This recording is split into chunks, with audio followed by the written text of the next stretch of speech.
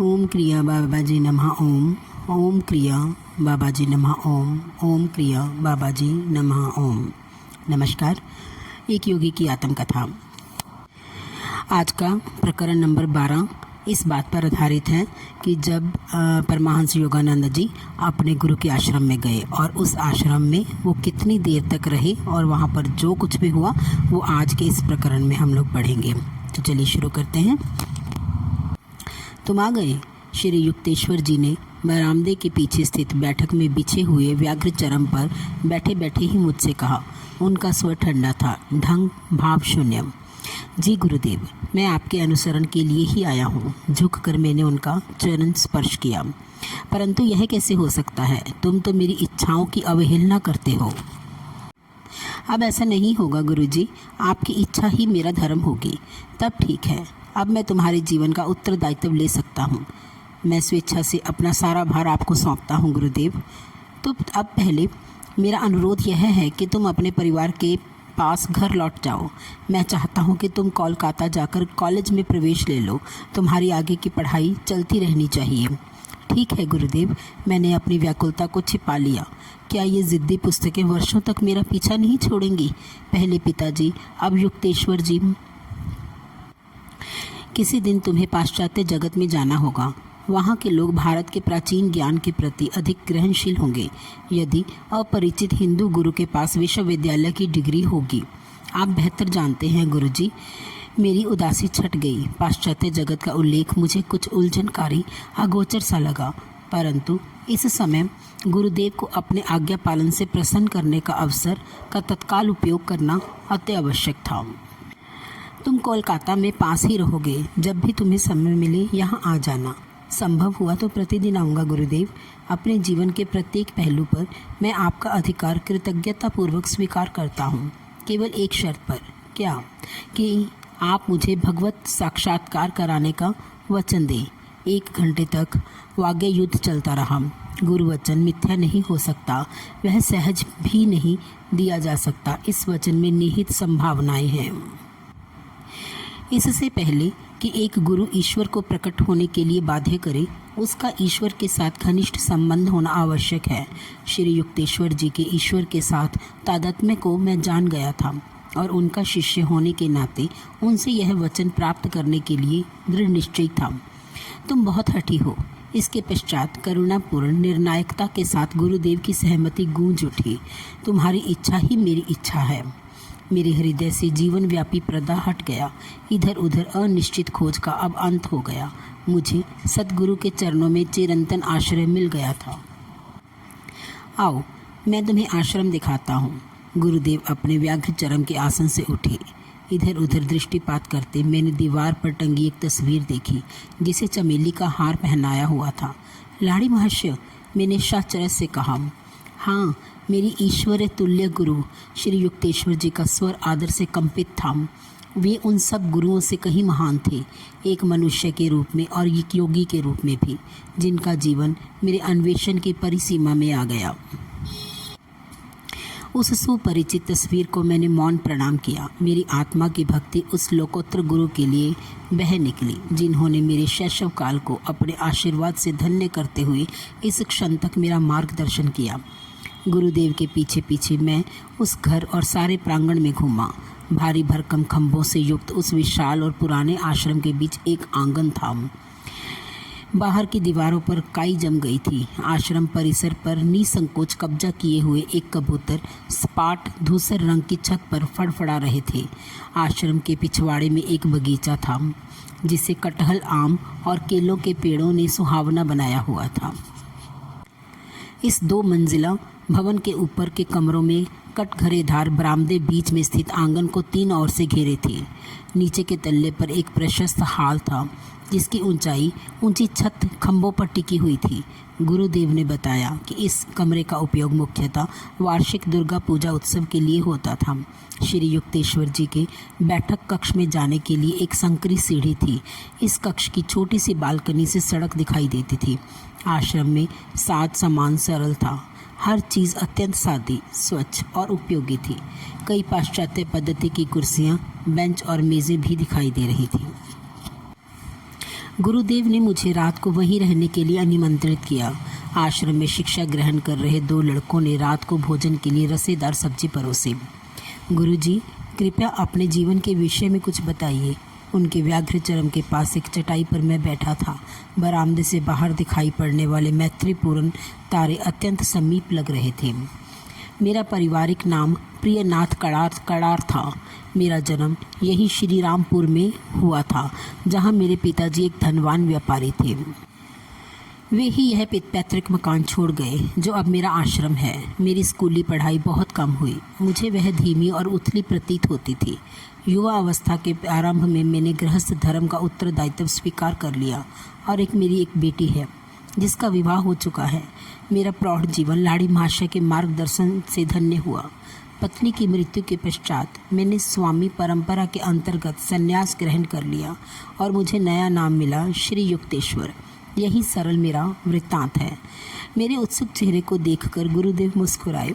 सभी जीवन वृत्तांतों की तरह उनके वृत्तांत ने भी उनका केवल बाहरी परिचय ही दिया, बिना आंतरिक पुरुष का परिचय दिए। गुरुजी, मुझे आपके बचपन की कुछ कहानियाँ सुनने की इच्छा है। कुछ कहानियाँ बताता हूँ और प्रत्येक में निहित नैतिक शिक्षा भी। इस चेतावनी के साथ श्री युक्तेश्वर जी की आंखें हंसी की झलक में चमक उठी। एक बार मेरी माँ ने एक अंधेरे कमरे में भूत होने की डरावनी कहानी बताकर मुझे डराने की चेष्टा की। मैं तुरंत वहाँ गया और भूत को ना पाकर निराशा प्रकट की। उसके बाद माँ ने मुझे कभी कोई डरावनी कहानी नहीं सुनाई। नैतिक शिक्षा, भय का सामना करो, तब वह तुम्हें सताना बंद कर देगा। बचपन की एक अन्य स्मृति है एक पड़ोसी के भद्दे कुत्ते की मेरी चाहत की। उस कुत्ते को पाने के लिए मैंने कई सप्ताह तक सारे घर को सिर पर उठा रखा था। उससे कहीं अधिक सुंदर अनेक कुत्तों के सारे प्रस्ताव जैसे मेरे कानों तक ही पहुंच नहीं पाते थे। नैतिक शिक्षा मोह अंधा बना देता है। वह इच्छित वस्तु के चारों ओर आकर्षण के काल्पनिक मायाजाल की रचना कर देता है। तीसरी कहानी किशोर मन की सुकुमारता से संबंधित है। मैं अपनी माँ को कभी कभी यह कहते सुनता था कि जो मनुष्य किसी और के मातहत नौकरी स्वीकार कर लेता है वह दास है।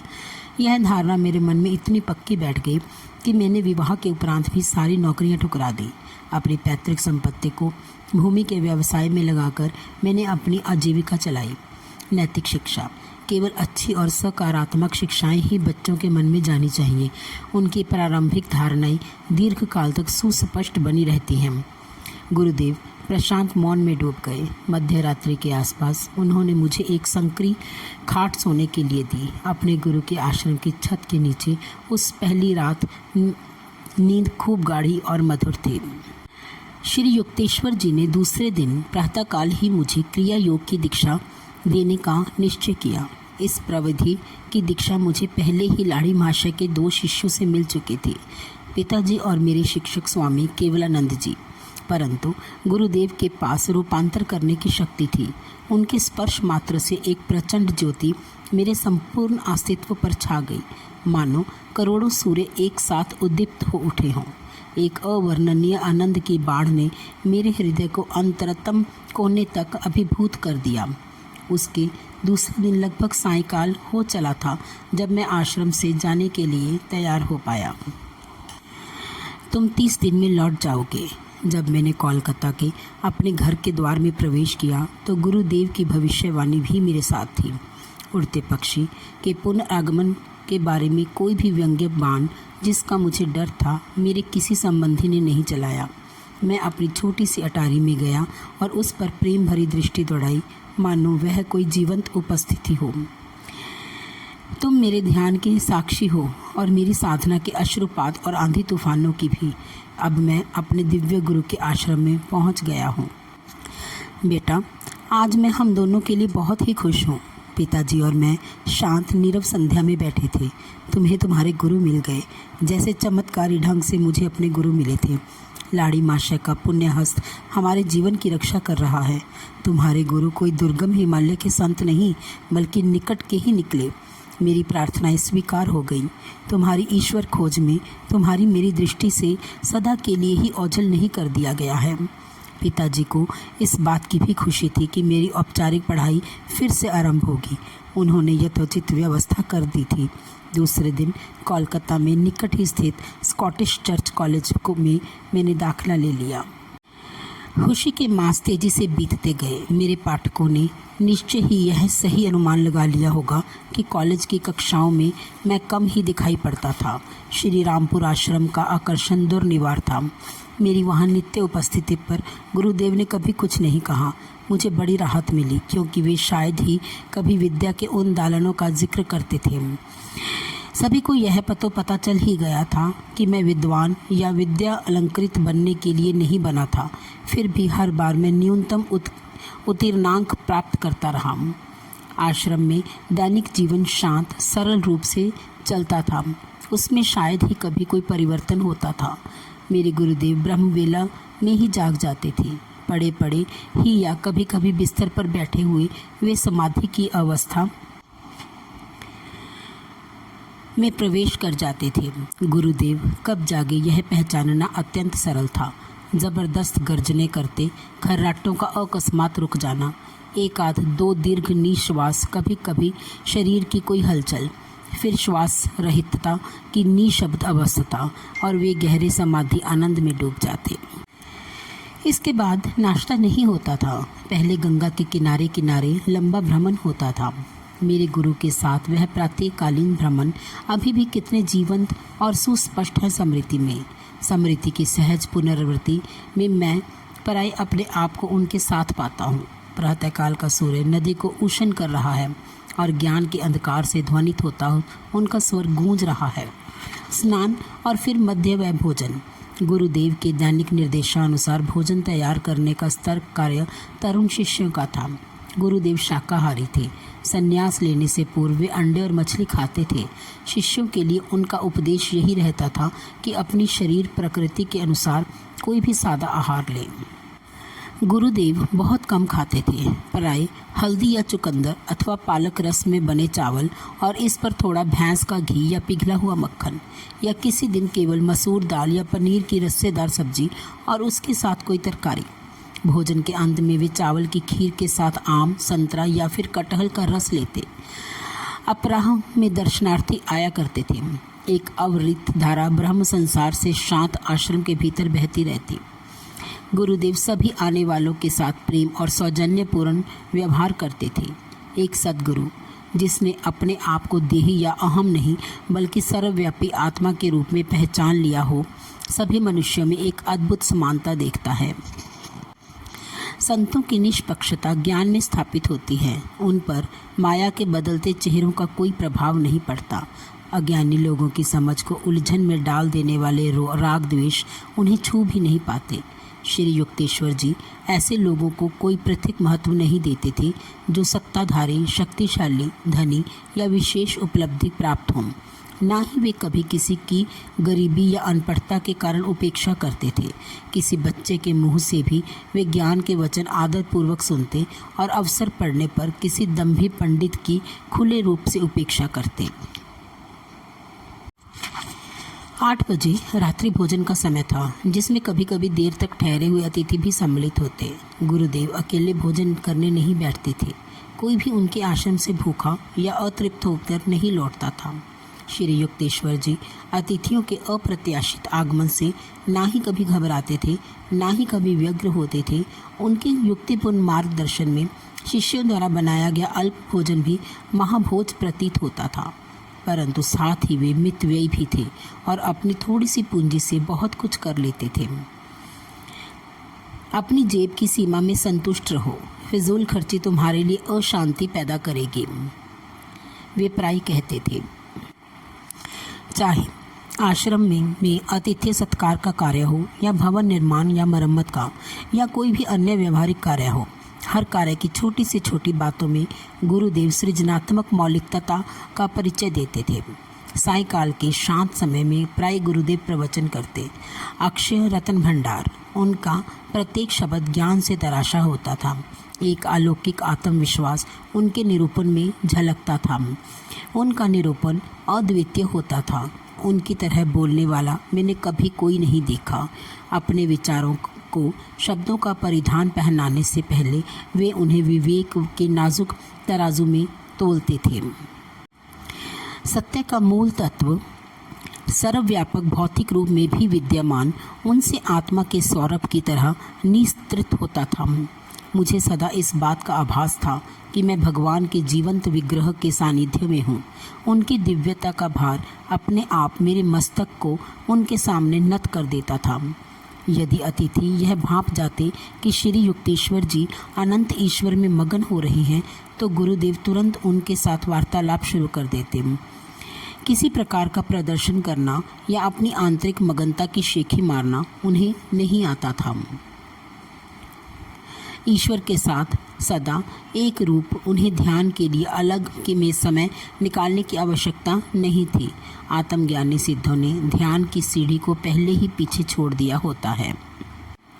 फल आने पर फूल अपने आप झड़ जाता है, परंतु शिष्यों के लिए उदाहरण स्थापित करने के लिए संत जन प्राय साधना, भजन आदि बाहरी साधनों में जुटे रहते हैं। मध्य रात्रि होते होते मेरे गुरुदेव प्राय बाल सुलभ सहजता के साथ निद्राधीन हो जाते। बिस्तर आदि का कोई महत्व नहीं होता। प्राय वे बिना किसी तकिए के भी एक संकीर्ण मेज पर सो जाते थे, जो उनके प्रचलित व्याघ्र चरम आसन के पीछे रखी होती थी। तत्व ज्ञान की चर्चा में पूरी रात कट जाना असामान्य नहीं था। अपनी जिज्ञासा की तीव्रता से कोई भी शिष्य ऐसी चर्चा को आरंभ करा सकता था। तब मुझे ना तो थकान महसूस होती थी, ना ही नींद आती थी। गुरुदेव के ओजस्वी शब्द पर्याप्त थे। ओह, भोर हो गई, चलो गंगा किनारे घूमने चले। मेरे रात्रिकालीन शिक्षण के कई प्रसंगों का अंत इस प्रकार होता था। श्री युक्तेश्वर जी के सानिध्य के प्रारंभिक कुछ महीनों में ही मुझे एक उपयोगी शिक्षा मिली। मच्छरों को चालाकी से कैसे मात करें। मेरे घर में लोग सदा ही मच्छरदानी का उपयोग करते थे। मैं यह देखकर हैरान हुआ कि श्री रामपुर आश्रम में इस विवेकपूर्ण प्रथा का पालन उसके उल्लंघन के रूप में होता था। तथापि मच्छरों का वहाँ पूरा साम्राज्य था। सिर से पांव तक मुझे वे काटते रहते थे। गुरुदेव को मुझ पर दया आ गई। अपने लिए एक मच्छरदानी खरीद लो और एक मेरे लिए भी, हंसकर उन्होंने आगे कहा। यदि तुम केवल अपने लिए ही लाओगे तो सब मच्छर मुझ पर ही टूट पड़ेंगे। मैंने इस आज्ञा का अतिशय कृतज्ञता के साथ पालन किया।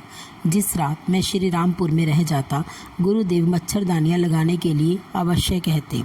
एक रात को जब मच्छर सेना ने हमें घेर रखा था, गुरुदेव सदा की भांति मच्छरदानी लगाने के लिए कहना भूल गए।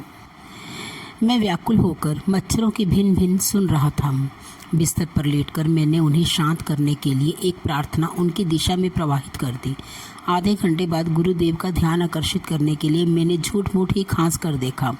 मुझे लग रहा था जैसे मच्छरों के दंश से और खासकर उनके रक्त पिपासु उत्सव मनाते गुनगुनाहट से मैं पागल हो जाऊंगा।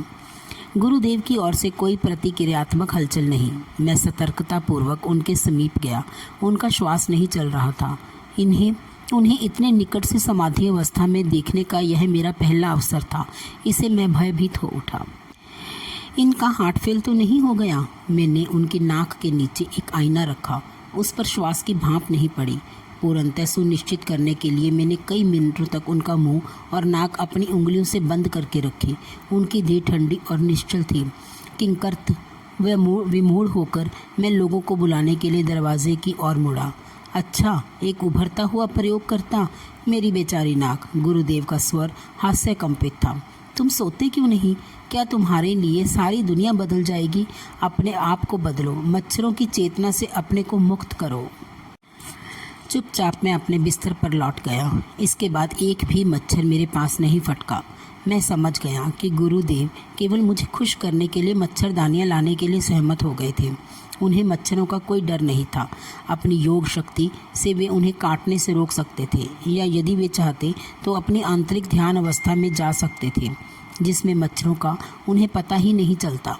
मैं सोच रहा था वे मुझे दिखा रहे थे कि यह योगावस्था है जिसे मुझे प्राप्त करने का प्रयास करना होगा।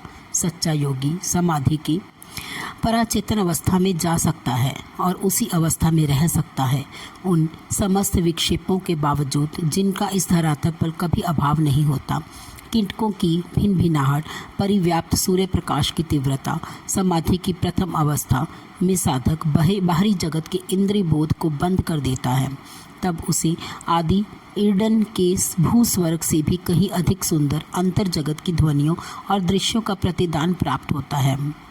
ये शिक्षाप्रद मच्छर आश्रम में मुझे एक और प्रारंभिक शिक्षा मिलने का कारण बने। वह सायंकाल का शांत समय था। मेरे गुरुदेव प्राचीन शास्त्रों की अनुपम व्याख्या कर रहे थे।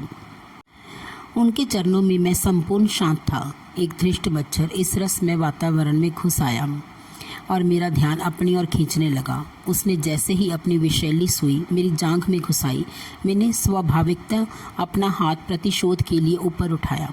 निकटवर्ती प्राणदंड स्थगित करो। मुझे पतंजलि के अहिंसा पर सूत्र की समय अनुकूल याद आ गई। तुमने अपना काम पूरा क्यों नहीं किया? गुरुदेव, क्या आप प्राण हरण का समर्थन करते हैं? नहीं, परंतु अपने मन में तो तुमने उस पर जानलेवा प्रहार कर ही दिया था। मैं समझा नहीं। अहिंसा से पतंजलि का तात्पर्य था हिंसा की इच्छा को भी त्याग देना। श्री युक्तेश्वर जी के लिए मेरा मन खुली किताब की तरह था। यह जगत अहिंसा के अक्षरशः पालन के लिए असुविधाजनक रूप से व्यवस्थित है, परंतु मनुष्य हानिकारक जीवों का नाश करने के लिए बाध्य हो सकता है, परंतु उसके अनुरूप क्रोध या द्वेष को अनुभव करने के लिए वह बाध्य नहीं है। सभी जीवों का माया जगत की हवा पर समान रूप से अधिकार है। जो संत सृष्टि के रहस्य को जान लेता है, वह प्रकृति के असंख्य विस्मयकारी रूपों के साथ तादात्म्य हो जाता है। हिंसा की भावना को नष्ट कर सभी लोग इस तथ्य को समझ सकते हैं। गुरुदेव, क्या हिंसक प्राणी का वध करने के बजाय अपनी बलि दे देनी चाहिए? नहीं, मानव देह अमूल्य है। मस्तिष्क और मेरुदंड में स्थित चक्रों के कारण क्रम विकास की दृष्टि से मानव देह सबसे मूल्यवान है। ये चक्र उन्नत साधक को बाहरी चैतन्य की उच्चतम स्थितियों को प्राप्त करने और उन्हें अभिव्यक्त करने की क्षमता प्रदान करते हैं। मानव योनि से निकृष्ट किसी भी योनि के जीव में यह क्षमता नहीं होती। यह सच है कि मनुष्य किसी प्राणी या अन्य जीव को मारने पर बाध्य हो जाता है, तब भी उसे थोड़ा पाप तो लगता ही है, परंतु पवित्र शास्त्र कहते हैं कि मानव शरीर का व्यर्थ में नाश कर्म सिद्धांत के नियमों का गंभीर उल्लंघन है। मैंने राहत की सांस ली। सहजात प्रवृत्तियों को शास्त्र मत का भी आधार मिलना, यह बात हमेशा तो नहीं होती। जहाँ तक मुझे ज्ञात है, गुरुदेव का कभी किसी बाघ या चीते से सामना नहीं हुआ, परंतु एक अत्यंत विषैले नाग से उनका पाला पड़ा था और उस नाग को उन्होंने प्रेम से वश में किया था। यह घटना पुरी में हुई थी, जहाँ गुरुदेव का समुद्र तट पर आश्रम था।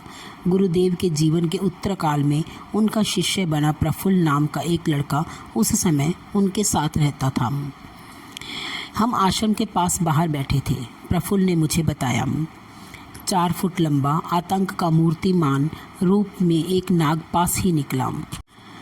क्रोध से फन फैलाकर वह तेजी से हमारी ही ओर आ रहा था। गुरुदेव उसे देखकर ऐसे मुस्कुराए जैसे किसी बच्चे को मुस्कुराकर अपने पास बुला रहे हों। श्री युक्तेश्वर जी को हाथों से लयबद्ध ताल देते देख मैं भयभीत हो उठा। वे उस भयावह आगंतुक का स्वागत कर रहे थे। मैं मन ही मन भगवान से उत्कट प्रार्थना करता हुआ चुपचाप खड़ा रहा। नाग गुरुदेव के अत्यंत निकट पहुंच गया था। अब वह निश्चल हो गया। ऐसा प्रतीत हो रहा था कि उनके प्यार से पुचकारने का ढंग देखकर सम्मोहित हो गया था। वह भयानक फन धीरे धीरे सिकुड़ गया। नाग गुरुदेव के पांवों के बीच में से होकर झाड़ी में अदृश्य हो गया। गुरुदेव क्यों हाथ हिला रहे थे और नाग ने उनके हिलते हाथों पर फन क्यों नहीं मारा? यह बात उस समय मेरी समझ से परे थी। उस घटना से अब मेरी समझ में यह आ गया है कि हमारे गुरुदेव को किसी प्राणी से हानि का भय नहीं है। प्रफुल्ल ने अपनी कहानी समाप्त करते हुए कहा, आश्रम में आरंभ के महीनों में एक दिन अपराह में मैंने श्री युक्तेश्वर जी की भेदक दृष्टि अपने ऊपर स्थित पाई। तुम बहुत दुबले पुतले हो मुकुंद। उनकी बात ने मेरी दुखती रग को छू लिया। अपनी धसी हुई आंखें और कृष्ण मुझे भी अच्छी नहीं लगती थी। मुझे बचपन से ही अजीर्ण की शिकायत थी। घर में मेरे कमरे में एक पट्टी पर पाचक और बलवर्धक औषधियों की अनेक शीशियाँ पड़ी थी, परंतु किसी से भी मुझे कोई लाभ नहीं हुआ था। कभी कभी तो मन ही मन सोचा करता था कि क्या इतने दुर्बल शरीर में जीने का भी कोई अर्थ हो सकता है। औषधियों की अपनी सीमाएं हैं। दिव्य संजीवनी प्राण शक्ति की कोई सीमा नहीं। विश्वास रखो तो तुम स्वस्थ और बलवान हो जाओगे। गुरुदेव के शब्दों से मुझे यह तुरंत विश्वास हो गया कि मैं उनमें निहित सत्य का अपने जीवन में सफल प्रयोग कर सकता हूँ। अन्य कोई भी चिकित्सक मुझ में इतना गहरा विश्वास नहीं जगा सका था।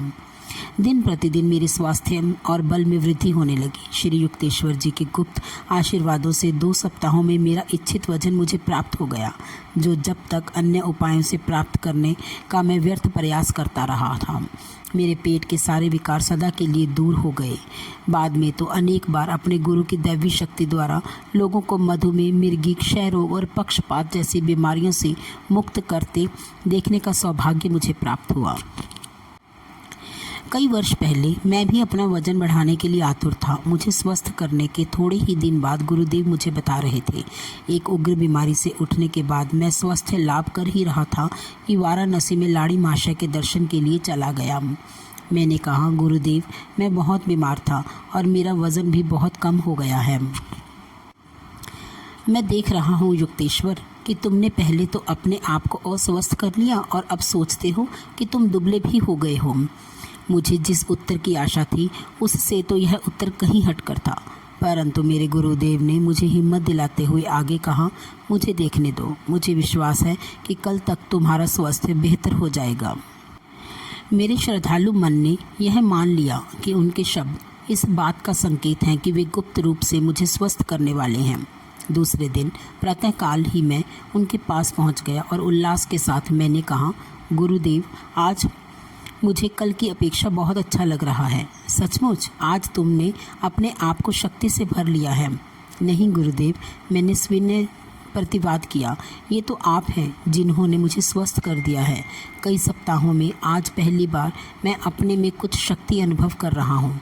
हाँ, तुम्हारी बीमारी तो काफ़ी गंभीर थी। तुम्हारा शरीर अभी भी काफ़ी दुर्बल है। कौन कह सकता है यह कल कैसा रहेगा।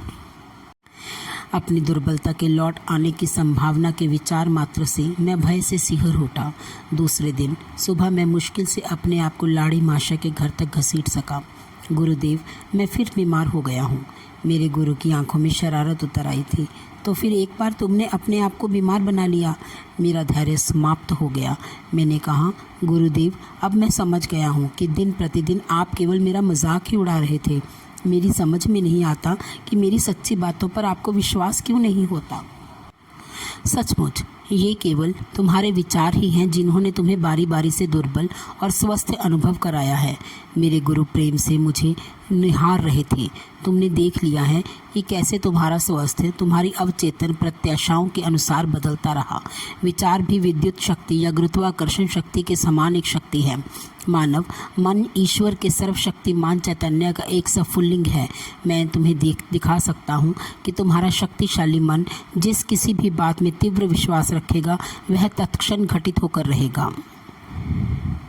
यह जानते हुए कि लाड़ी महाशय कभी व्यर्थ बात नहीं करते, मैंने श्रद्धा और कृतज्ञता से भाव विभोर होकर उनसे कहा, गुरुदेव, यदि मैं सोचूं कि मैं स्वस्थ हूँ और मेरा वजन पूर्ववत हो गया है तो क्या ऐसा ही हो जाएगा?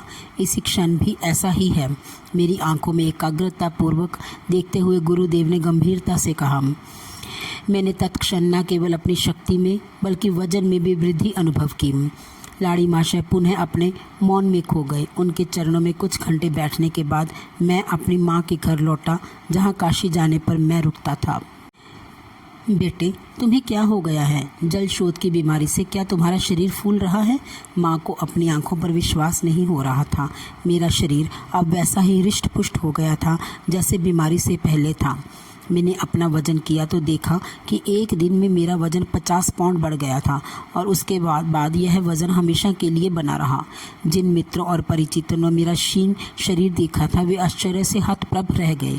उनमें से अनेकों ने इस चमत्कार के परिणाम स्वरूप अपनी जीवन दिशा बदल ली और लाड़ी महाशय के शिष्य बन गए।